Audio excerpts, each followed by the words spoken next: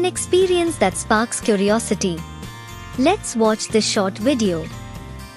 We see a box where an object seems to float without any support. How is that possible? Let's drop a coin into the box and see whether it behaves like the floating object. Where does the coin go? Could there be some unseen trick at work here? Just a thought. What we perceive, is it truly what we see? Come, let's observe, question, and explore.